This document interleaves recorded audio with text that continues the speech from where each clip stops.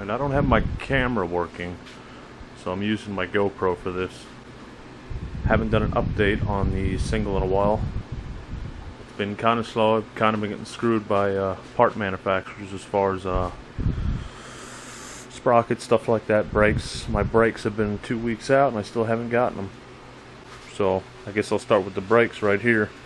Basically what I'm doing here, just because it's easy to do and it's cost effective, I found a pedal off an old John Deere hydrostatic, and this was the brake off of it. I just drilled a hole through the side here, the pan, drilled another hole up top here. I'm going to drill another one up top here. I'm going to make my rod from here to here and here.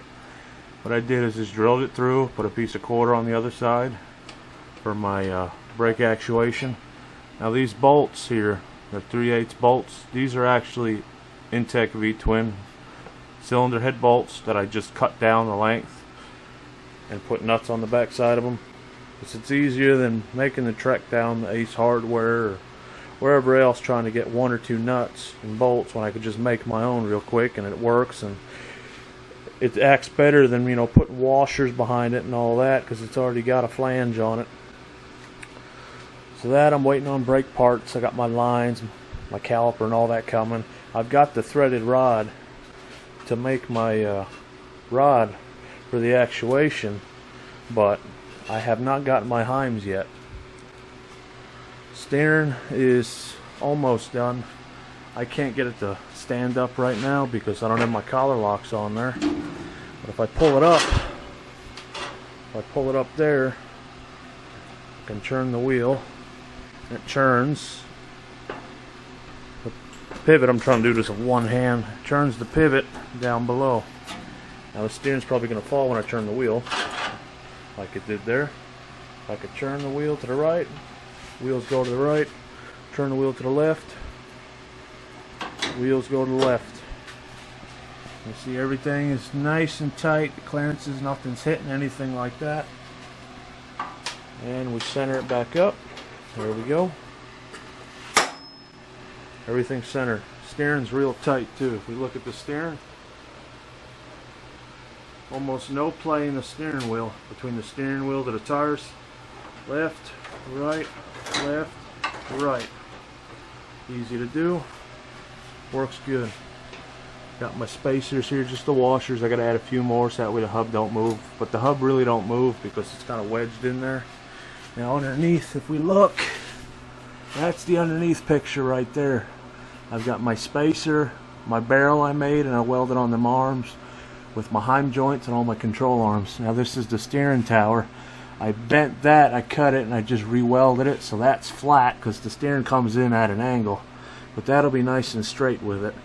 That's completely under the chassis and out of the way of the motor and all that. And the motor's a horizontal, so I have nothing going through the bottom here or anything like that. Now I've got a bearing here for the steering. Just drilled it through a piece of 1/4 inch. I welded into the chassis. And my frame bracing up top is a heim joint, 5/8 heim joint, with a steering to go through so it supports it. Come to the back, I welded on a bumper. I still gotta do some grinding on it just to clean it up. I just took a bumper, bent the black pipe, welded it here and here. Just took some square tube and 1-inch square tube and welded it to my angle iron backing plate. I added that last video for support, and I knew I was going to mount the bumper on here, so I wanted something nice and strong. That's pretty much it though on the single, except the chain box. I didn't know if I was going to keep it or not.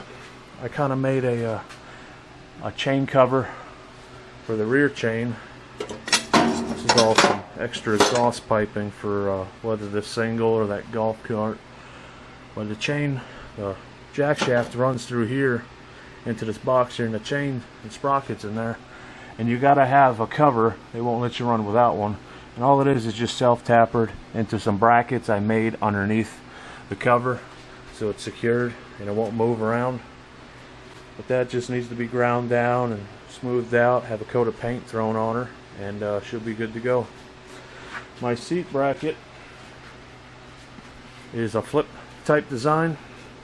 Basically what I did was I took a door hinge and I welded a door hinge to the back of the panel here, and then welded it to a piece of 1/4-inch steel flat bar and drilled some holes in it and bolted it to the pan, the stamp pan.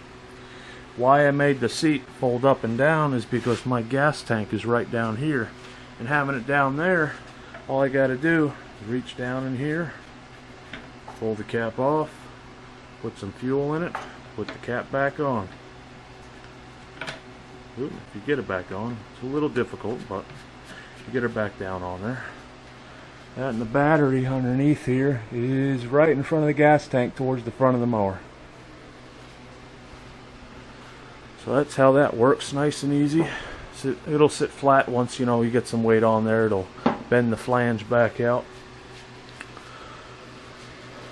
Haven't made much progress on it, just waiting on a couple more parts. I think all I've got left is just some brakes, a kill switch throttle, getting the motor done. I got the motor sitting down there. I got to put a new flywheel on it, and I got the electrical starter for it, which wasn't bad a price. If I can find the thing, here it is. $50, something like that. $50 on eBay. GX390 starter. Yeah, it'll probably fail on me, but as long as it don't fail on me after maybe 10 starts. After 10 starts, I'll kind of, oh, okay, yeah, it was cheap. But that's it for the single for right now. Just a couple more things, and this will be done.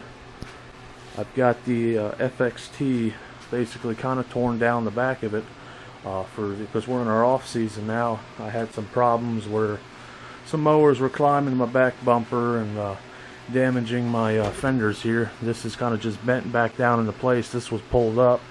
So I had a problem with that. So what I did was I cut the bumper off, all the bracketry and everything off of it. And basically it almost looks like, to me it looks like a kind of like a ladder bar system. But it's not. I just took some 1-inch tubular steel and just welded it back to my bumper. I took my bumper off, grinded down the old welds on it, kept the old bracing for the old bumper mount because that's my fender attachment. I don't want to completely remove that, but I just welded it on there, straightened it up so it's back farther. The bumper's not raked back like it used to be. Like the bumper used to be raked back like this. Now it's nice and straight and it stands up. Yes, the corners are bent in a little bit. My left-hand corner's bent in. If you look at it, that's the one side that gets the hell beaten out of it every single time. I got the rear axle out of it right now because to cut them brackets off, because I had some angle iron that came all the way out to here, and I had to cut it off so I could get this in here, and then it looked like a pile of crap. So I had to take the axle out to get in here and cut it without cutting into my axle and my brake caliper or anything like that. So once that was out of the way, I was able to cut it and weld this on here. I don't know if we can see that or not, but it's all just welded in. I kind of left the ends open on it, but that should be good for next season. I think it's a little bit stronger. There's multiple breakaway points on it. My main thing is when I build something, my seat sits right back in here, okay, and my back too. If someone were to rear end me so hard where it would make this collapse, it would collapse the bottom first or the top towers. But I have this big backing plate back here of angle iron. There's no way they're going to get through my bumper and then to me. I don't put no structural steel in the middle of my back or anywhere near my spine, so if I get rear-ended, it don't shove right up into my back or my body. As you seen in the last video, I got the motor torn down. It's hidden under there, under a bag. But that's about it right now as far as mower stuff going on. Just this is getting torn down, just the rear end mostly, and then the front end, I'm going to send the mower out. The front end's going to get a new steering system put on it. That right now I got direct steer, which is all linkages and rods, and it's quite a pain in the ass to get it to turn, and it gives you some massive arm pump by the end of the run. So with this new steering, it should be like power steering. It's a gear steering.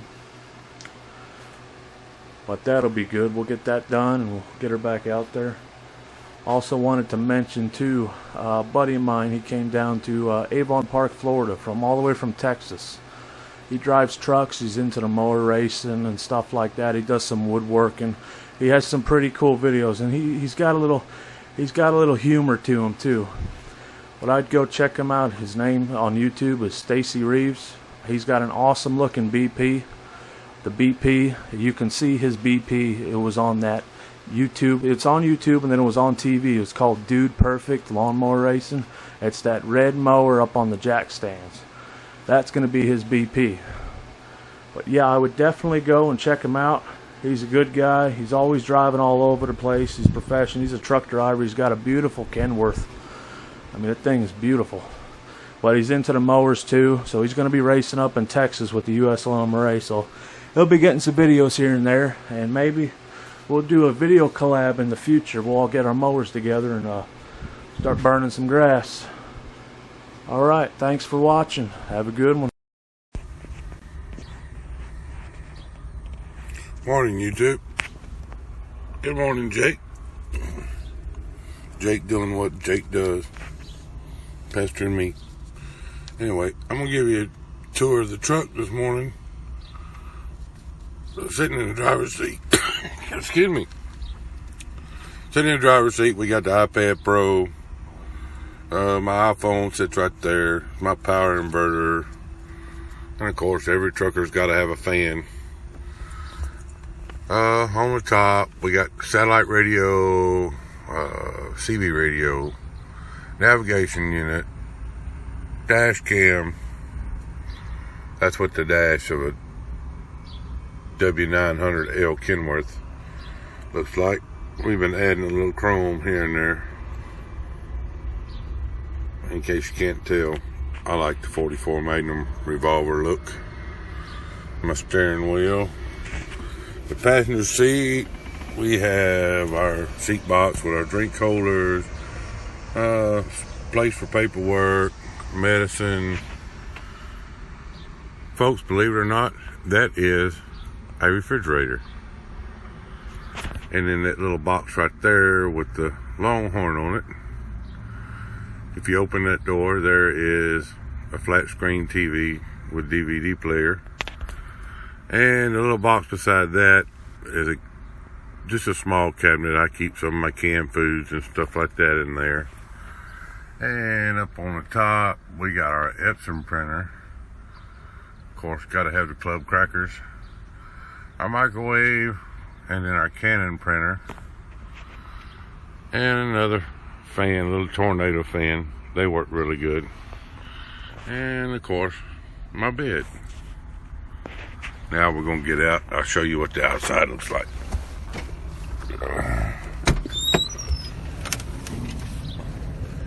We're at Bush Intercontinental Airport. We're going to pick up a piece this morning.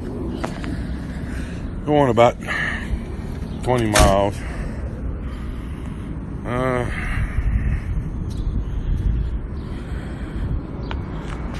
That's what the front of the ride looks like. And there's the side. We're pulling a 53-foot step deck. We'll walk up the ramp here.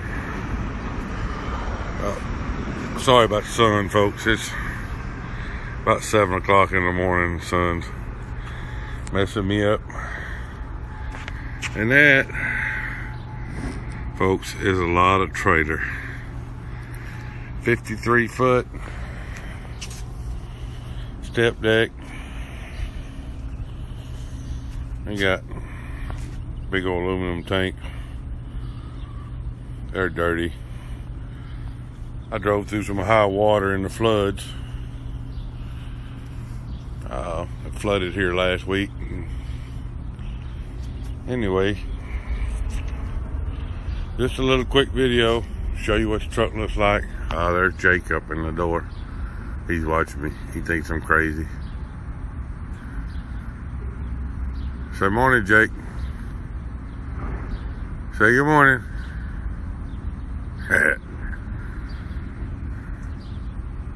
That's it. Just a little short, quick video this morning. I'm Stacy Reeves, Drifter 42613. Like and subscribe. We'll catch y'all later.